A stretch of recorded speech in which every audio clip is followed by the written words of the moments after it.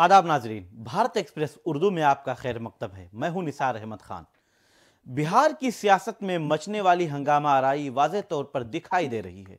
Nitish Kumar India alliance से अलग होकर बीजेपी का दामन तकरीबन थाम चुके हैं। बीजेपी नीतीश कुमार के दरमियान डील फाइनल हो गई है।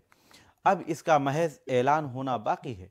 बताया जाता है कि कल दिन में नीतीश कुमार अपने ओहदे से इस्तीफा देंगे और फिर शाम 4 बजे 9वीं बार बिहार के वजीर आला के तौर पर हल्फ लेंगे। उनके साथ बीजेपी के 2 डिप्टी सीएम भी ओथ लेंगे, यानी शपथ ग्रहण करेंगे। इस मौका पर बीजेपी सदर जेपी नड्डा और होम मिनिस्टर अमित शाह के मौजूद रहने का भी इम्कान है। इस पूरे खेल में एक तरफ नीतीश कुमार सवालों के घेरे में हैं, क्योंकि वो बीजेपी के खिलाफ अपोजिशन अलायंस बनाने में बहुत अहम किरदार अदा कर चुके हैं। अब वो इसी इंडिया अलायंस के खिलाफ होकर बीजेपी की क़यादत वाली एनडीए में शामिल होने जा रहे हैं। इसमें सबसे बड़ा झटका आरजेडी सरबराह लालू प्रसाद यादव और तेजस्वी यादव को लगने जा रहा है। अगर हम फ्लैशबैक में जाते हैं तो इंडिया अलायंस की चौथी मीटिंग के बाद नीतीश कुमार ने आरजेडी और इंडिया अलायंस से अलग होकर बीजेपी के साथ हुकूमत बनाने का फैसला कर लिया था। नीतीश कुमार ने खुद को मजबूत रखने के लिए पहले पार्टी पर अपना मुकम्मल कंट्रोल किया और कौमी सदर ललन सिंह को हटाकर उनकी जगह खुद प्रेसिडेंट यानी पार्टी के सदर बन गए। इसके बाद उन्होंने पार्टी एग्जीक्यूटिव कमेटी में भी ललन सिंह और उनके करीबी लोगों को जगह नहीं दी।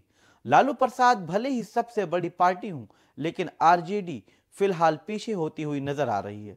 ललन सिंह का कद छोटा किया जाना लालू यादव और तेजस्वी के लिए बड़ा झटका था, क्योंकि उन्हें आरजेडी का हामी माना जाता था। नीतीश के इस फैसले से तेजस्वी यादव इस कदर मुतासिर हुए कि उन्होंने अपना तयशुदा गैर मुल्की दौरा भी मनसूख कर दिया था। नीतीश कुमार की हालिया बेरुखी और आरजेडी का साथ छोड़कर जाने की खबरों के बाद लालू यादव ने काफी कोशिशें की कि नीतीश कुमार को मना लिया जाए, लेकिन वो इसमें कामयाब नहीं हुए।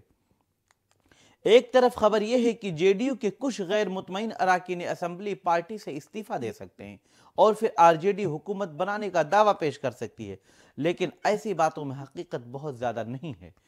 कांग्रेस के टूटने की खबरें ही इस दरमियान आने लगी। अभी कांग्रेस ने भी इसे मुस्तरद कर दिया है और भारत एक्सप्रेस उर्दू से बात करते हुए कांग्रेस लीडर डॉक्टर शकील अहमद खान ने कहा है कि पार्टी पूरी तरह से महफूज है और हमें कोई खतरा नहीं है। मीडिया की तरफ से गलत खबरें दिखाई जा रही हैं, लेकिन बिहार के पूर्णिया में कांग्रेस अराकीन असेंबली की मीटिंग होनी थी। बताया जाता है कि इस मीटिंग में तकरीबन 10 अराकीन असेंबली नहीं पहुंचे। इसके बाद मीटिंग मुलतवी कर दी गई। कांग्रेस की तरफ से कहा जा रहा है कि यह मीटिंग राहुल गांधी की भारत जोड़ो न्याय यात्रा के लिए थी। राहुल गांधी जब बिहार पहुंचेंगे तो उनके इंडिया अलायंस में बड़ी टूट हो सकती है। अब आरजेडी ने कांग्रेस के बड़े लीडरान से बात करके कांग्रेस को टूटने से बचाने को लेकर मशक्कत करने का मशवरा दिया है। ताहम आरजेडी का एक बड़ा ग्रुप मानता है कि नीतीश कुमार के इस्तीफा के बाद ही पूरा खेल पलट जाएगा और नए स्पीकर के इलेक्शन के बाद आरजेडी और कांग्रेस एनडीए को अपनी तरफ करने में या उनको हिकमत अमली बनाने से नहीं रोक पाएंगे। आरजेडी कैंप में इस बात से मुताल्लिक मायूसी है। लालू प्रसाद यादव का कैंप अपनी हार तय मान रहा है। यही वजह है कि बक्सर में नीतीश कुमार एक सरकारी प्रोग्राम में आज अकेले गए थे। उनके साथ तेजस्वी यादव तयशुदा प्रोग्राम के लिए नहीं पहुंचे।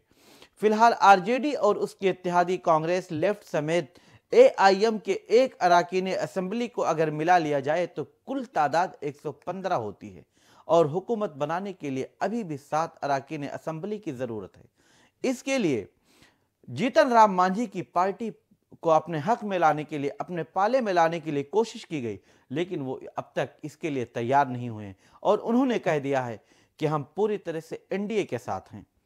आरजेडी जेडीयू के अराकीन असेंबली को अगर तोड़ने की पहल करती है तो फिर फौरन कांग्रेस में टूट कर आकर लालू प्रसाद यादव के कैंप को जवाब देने की तैयारी भी कर ली गई है। नीतीश कुमार पूरी तरह से मुतमईन नजर आ रहे हैं और इस बार उनका अपने अराकीन असेंबली यानी एमएलए के मूड को भांपने का तरीका थोड़ा मुख्तलिफ था। पिछली बार उन्होंने खुद एक एक करके अपने अराकीन असेंबली से एनडीए से अलग होने को लेकर रायशुमारी की थी, लेकिन इस बार उन्होंने अपने भरोसेमंद लीडरों को लगाकर एक एक एमएलए का फीडबैक लेने का काम किया। बताया जाता है कि अशोक चौधरी और संजय झा समेत कुछ और लीडरों ने अलग अलग तरीके से एमएलए से बात की और नीतीश कुमार को एक एक एमएलए की राह से आगाह किया। ऐसे में पार्टी अरकान असेंबली को एहसास भी नहीं हो सका कि नीतीश कुमार क्या सोच रहे हैं। नीतीश कुमार अपनी पार्टी को बचाते हुए एनडीए में शामिल होने की राह हमवार कर चुके हैं। आरजेडी के साथ हुकूमत के रहने के दो सबसे बड़े हामी ललन सिंह और विजयेंद्र यादव को भी नीतीश कुमार ने पहले ही मना लिया था। इसलिए बीजेपी के सख्त मुखालिफ ललन सिंह बिहार के साबिक वजीर आला कर्पूरी ठाकुर के दोस्त थे। कर्पूरी ठाकुर की जन्म शताब्दी को जेडीयू और आरजेडी अलग अलग 24 जनवरी को मना रही थी, लेकिन जेडीयू की तकरीब में बीजेपी के खिलाफ एक भी बड़े लीडर ने बयान देने से परहेज किया। जेडीयू लीडरों को कर्पूरी ठाकुर को भारत रत्न देने पर पीएम मोदी का शुक्रिया अदा करते हुए भी देखा गया था। बिहार के सीएम नीतीश कुमार ने इसी मीटिंग में शुक्रिया अदा करते हुए एक बड़ा इशारा दिया था। एक तरफ उन्होंने परिवारवाद की सियासत पर सवाल उठाया तो दूसरी तरफ उन्होंने कर्पूरी ठाकुर को भारत रत्न दिए जाने के बाद आंध्र प्रदेश के तर्ज पर बिहार को स्पेशल पैकेज दिए जाने का मुतालबा किया, जिसे एनडीए में शामिल होते ही पूरा किया जा सकता है। बताया जाता है कि पीएम मोदी जब 4 फरवरी को बिहार के दौरे पर होंगे तभी उसका ऐलान भी किया जा सकता है। पीएम मोदी 2 बार बिहार का दौरा इसी वजह से कैंसिल कर चुके थे। पीएम मोदी के ऐलान के बाद जेडीयू ये कह सकेगी कि बिहार की भलाई जेडीयू की अव्वलीन तरजीह है। इसीलिए जेडीयू ने पाला बदलकर बीजेपी के साथ चलने का मन बनाया है। अब सवाल उठता है कि जेडीयू एक बार फिर बीजेपी के साथ जाने के लिए क्यों तैयार हुई। दरअसल बीजेपी की अव्वलीन तरजीह लोकसभा इलेक्शन 2024 में ज्यादा से ज्यादा सीटें जीतने का है। राम मंदिर की तामीर और उसके इफ्तिताह के बावजूद बीजेपी जात पात की मसावात को मजबूती से अपने हक में बदलना चाहती है। बीजेपी जराये के मुताबिक पार्टी ने कई सर्वे में पाया कि इस बार बीजेपी 2019 के एदादो शुमार से बहुत पीछे रह जाएगी। इसलिए मकामी लीडरों से राब्ता करने के बाद पार्टी ने नीतीश कुमार और बीजेपी के साथ मिलकर लोकसभा इलेक्शन लड़ने का फैसला किया और उसके इत्तेहादी 40 से 40 सीटें जीतने में अब पूरी तरह से कामयाब हो सकते हैं। नीतीश कुमार के एनडीए में शामिल होने से चिराग पासवान काफी नाराज हैं, लेकिन माना जा रहा है कि बीजेपी हाईकमान ने उनसे बात करके इस मसले को हल कर लिया है। चिराग पासवान की मुलाकात वजीर दाखिला अमित शाह और बीजेपी सदर जेपी नड्डा के साथ हुई। बीजेपी ने वाज़ेह तौर पर जेडीयू को बता दिया है कि चिराग पासवान एनडीए में ही रहेंगे, लिहाजा बीजेपी चिराग पासवान को किसी भी कीमत पर जेडीयू के साथ किसी भी शर्त पर समझौता करने को तैयार नहीं है।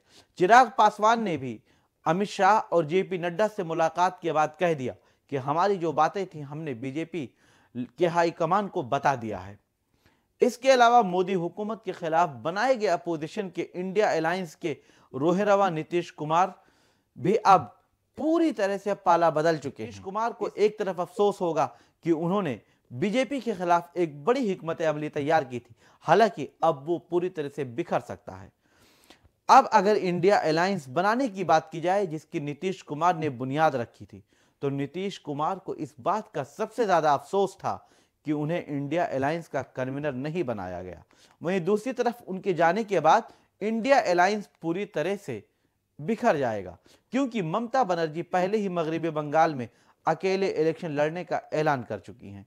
नीतीश कुमार की बीजेपी के साथ जाने से बड़ा फायदा होगा, लेकिन आरजेडी और इंडिया अलायंस के लिए काफी बड़ा नुकसान होगा। बहरहाल बिहार से जो भी पेशरफ्त हो रही है वो हम आप तक पहुंचाते हैं, लेकिन अभी सबसे बड़ी पेशरफ्त यही है कि नीतीश कुमार की राहें अब पूरी तरह से अलग हो चुकी हैं और जिस बीजेपी के साथ न जाने की कस्में खाई थी, नीतीश कुमार ने कहा था कि मैं मर जाऊंगा लेकिन बीजेपी के साथ कभी नहीं जाऊंगा। एक बार फिर वो बीजेपी से गले लगने के लिए पूरी तरह से तैयार हैं और तकरीबन गले लग चुके हैं। आप देखते रहे भारत एक्सप्रेस और हमें दें इजाजत। हमारी वीडियो आपको पसंद आए तो लाइक कीजिए, शेयर कीजिए और सब्सक्राइब कीजिए। साथ ही कमेंट बॉक्स में आप अपनी राय भी जरूर दें। और हाँ, अगर फेसबुक पर आप वीडियो देख रहे हैं तो हमारे पेज को फॉलो करना ना भूलें।